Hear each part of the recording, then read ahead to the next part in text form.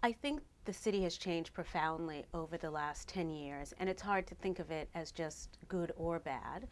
I think clearly these 10 years are marked indelibly by September 11th and by what the commitment has been from that point as a city to reimagine itself after that incredible, awful tragedy.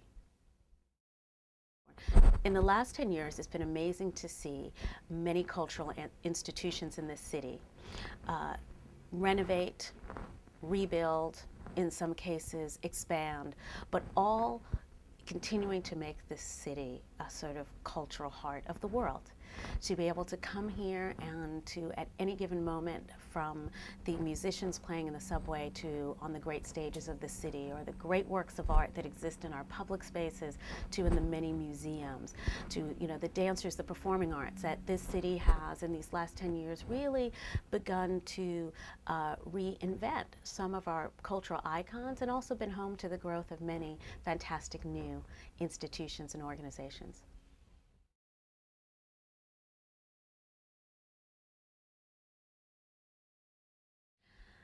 I think the myth that New York is always reinventing itself is actually true. I think this city is changing by the moment. I leave sometimes for a week and come back, and something is completely and totally different.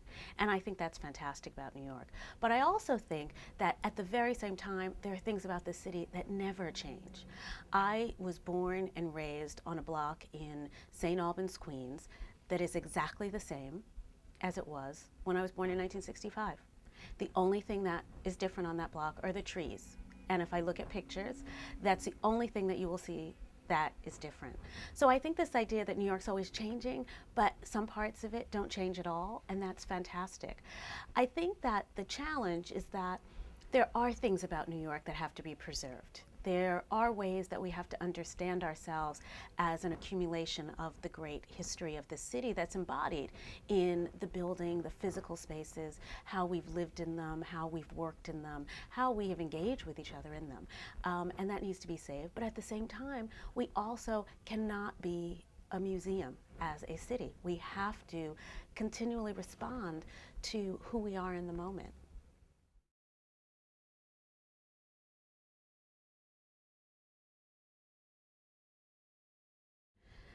As a curator and someone passionate about the visual arts, I think that the emphasis and the focus on having world-class leading architectural visionaries building in the city is fantastic. I think it creates amazing buildings that change the skyline in wonderful ways.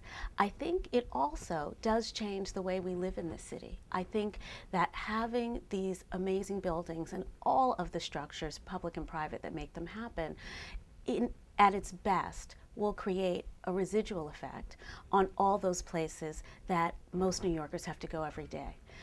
Our schools, our hospitals, our housing, that if the architectural level can be fantastic in those spaces as well, I think it is worth having a focus on architecture as being at the heart of any kind of rebuilding or reimagining of this city.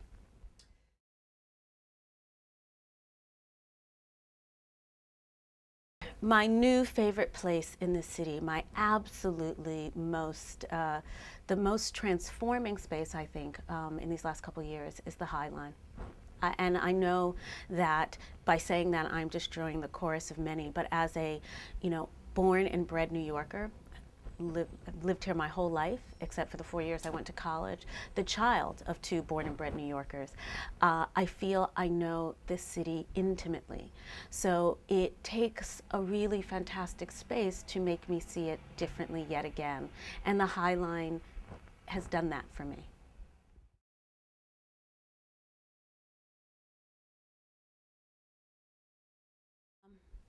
I think what's important about this administration is the way in which it's thought creatively about this city, about the built environment, about the way we move around the city, the transportation environment, the way in which those infrastructures affect the lives of day-to-day New Yorkers, as well as the millions of people who come to the city. Here in Harlem, some of what has happened that's been positive, for example, has been the rezoning of 125th Street, which created a particular emphasis on this street as not only the heart of Harlem, but as a cultural corridor, a place that has always represented the crossroads of African American and cultures of African descent around the world. And within the now possibilities for building on this city, they include culture and the potential for cultural institutions along this great street, which I feel proud to be the director of the Studio Museum, which lives here on 125th Street, but also with such legendary institutions as the Apollo Theater. And that really is a fantastic and important way to think about this city, to think about how we, again, look at the past, but ensure that in the future, certain of those particularly important aspects are maintained.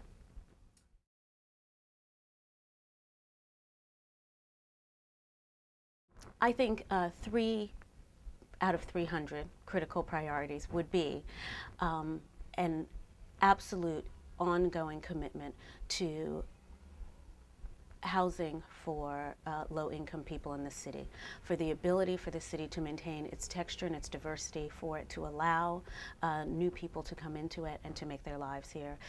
This commitment to housing has got to be primary.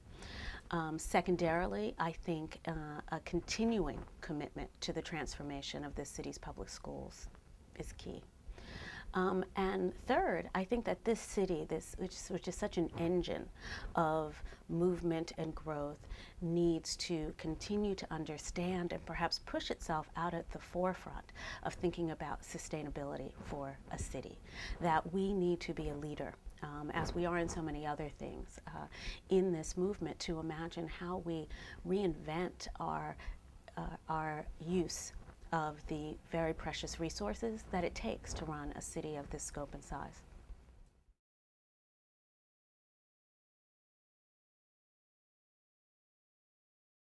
I'm not sure how I would say we'll look back 20 or 40 or 50 years. I mean, I think that one of the things about the city always changing is that as an individual, you get fixed in a particular moment. And, you know, in my own family, that moment can sometimes be seen by what you call certain baseball stadiums. So I'm the child of people of Ebbets Field, and certainly it's hard for me not to say Shea.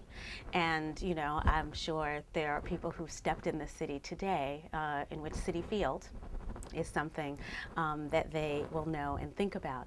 So I don't know. I don't know how I will imagine this city in 50 years. Again, I think when we understand this city in its dynamic history, I can't speak enough of how profound it is to be able, even now, to walk to 133rd Street and 7th Avenue.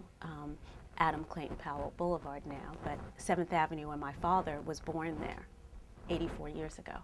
And to be able to look at that corner as it exists now, but also to see that corner through his eyes as he describes it to me, the corner where he grew up and lived.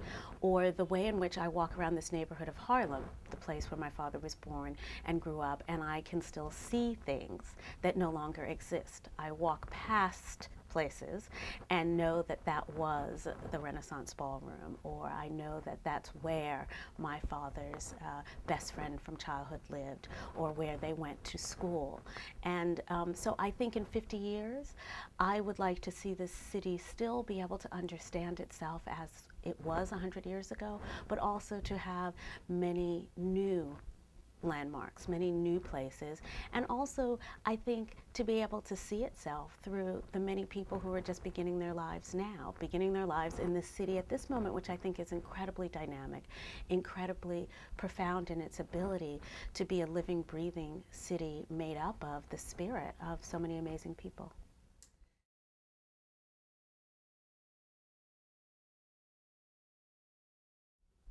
I think New Yorkers need to understand that while we might talk about this city and its changes as it relates to politicians and city planners and architects, that so much of the change in the city has really happened through individuals.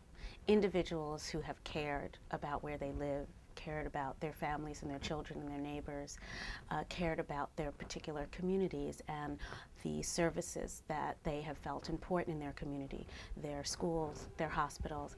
And I think New Yorkers need to understand that some of the most profound change in the city, or things that we take for granted, really were the initiative of individuals who stood up and sort of said, hey, this is what my New York needs to be, and I'm willing to work for it.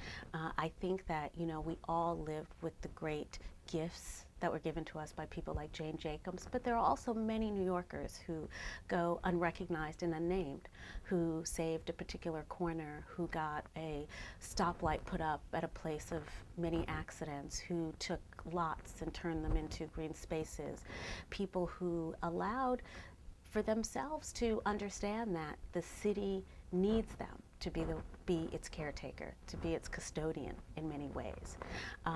I am often amazed and love those interest stories of, you know, the people that, you know, go and sweep one particular block, and they've done it every day for 50 years.